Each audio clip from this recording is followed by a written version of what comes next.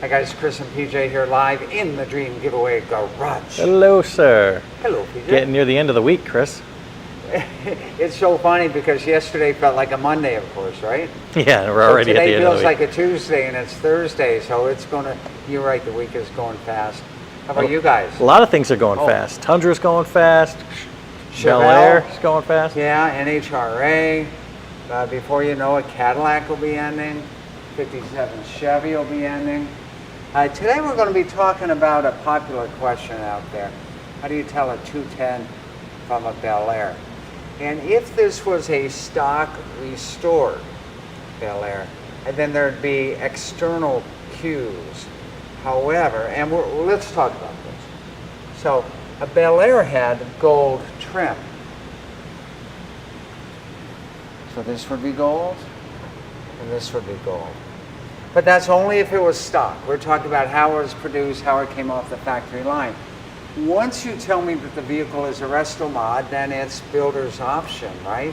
Oh, so that's why someone would say they're not sure if it's a BelAir. Right, because they're looking for the gold trim, and there is no gold trim on this because when they did the resto mod, they decided not to put the gold trim on it. So it doesn't change it from being a BelAir. It doesn't change it from being a BelAir at all. Not at all. What other cues would someone find? Well, you got to look back here. Of course, you see BelAir right here, right? But listen, guys can take a 210 and these parts are reproduced. You can make a 210 that look like a BelAir. The other thing on the BelAirs might only be, and someone look this up for me, it might only be on the non-post coupes. These flip up and down, right? Remember? But I don't think they flipped up and down on the hardtops, on the post. Now, only about 10% of the two-door BelAirs made in 1957 were post coupes. Very rare and tough to find today. So if you had, they used to call them a regular two-door coupe, you'd get that flip-up piece right there. So then, and then in the back, come on, PJ. Is this a common color? Calvin says he loves the color. Inca silver, it is. It's a factory color or a variation. That, of course, would be gold. And then back here, this would be gold. So what happens is people only look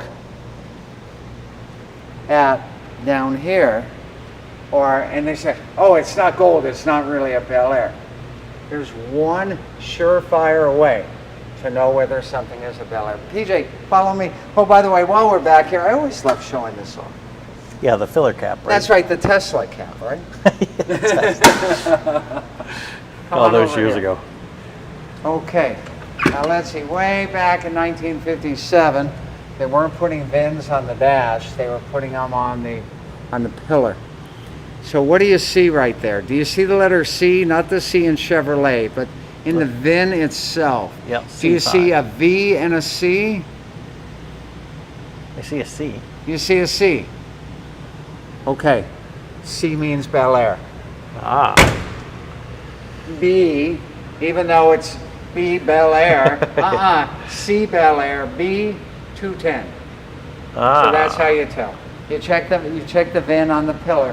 It has a C in there, then you know that it was a BelAir from the factory. Rex says, I never get tired of polishing that chrome. There you go. A lot of chrome on the 57, and I'll tell you, man, it's such a shame because I love chrome on a vehicle, but that whole art of chrome has gone away in the modern day. And if you guys have ever gone out and tried to get a quote on getting some chrome, show quality plated or triple chromed, as they say, it is expensive anymore. Laurie says, resto mods rule, best of both worlds, looks classic, kick-ass, but reliable to drive. And oh, the AC. Aha. We'll talk about the AC. Let's pop that hood. That's right.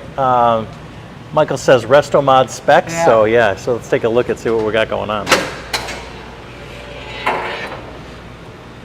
That's a big, huge. No, well, hood. there's a V8. So there's the modern Chevy V8 engine on there. Someone asked me if it had headers the other day, and no, it's got the ram horn factory exhaust manifolds on there. So you can see this very modern AC setup right here on the front of the 350. And it means that you can not only look cool, you can be cool in comfort. And then that's a popular thing. When we give away a stock restored car, very often it did not come from the factory with AC. It was a very expensive option back in the day. And we wouldn't add it on if it didn't have it originally. If it came to us with AC, great. But on a resto mod, suddenly you can add AC into the equation. And you can have all these comforts that would have been super expensive and not too darn reliable buying new back in 1957. PJ. Michael says, I think that would cause the traffic jams riding around this beautiful car in South Beach. And I'll tell you what, if you're in the heat, well, it's good to have the AC. If we're talking South Beach, Miami, it's a traffic jam no matter what you're riding. But this would definitely cause a big traffic jam. People checking it out over there next to that beautiful water down there in Miami. So AC is set up right here, and we're going to show you briefly how that's installed on the inside into the cabin. Before I do that, let me point out that just adding AC to an engine cabin, into an engine compartment, into your cabin, doesn't make a resto mod. Unless you're being really strict, because resto mod means restored and modified, right? So how many modifications does it take to be a resto mod? Well, I can tell you this. By the time you drop a new Chevy 350 in there with an Edelbrock Edelbrock carb and intake, an AC system, and you drop a nice 5-speed overdrive in the cabin to shift gears, by that point you've got a resto mod going on, right? I don't think just throwing new wheels and tires makes a resto mod, but you know, opinions may vary. Michael says, transmission type, 4-wheel disc brakes? Question Yeah, mark? absolutely. Come on in here and take a look down here. And you can see them right there, those front discs. And let's go take in the back. Nice rotors there as well. We're going to see them in the back. I forget if it's 4-wheel in the back.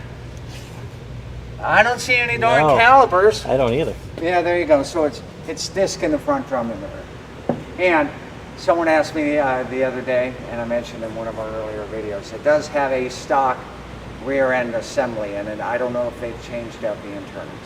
Let's take a look inside, PJ. I'll sneak in over here because there's lots of stuff to show you here. This bench seat. I love that.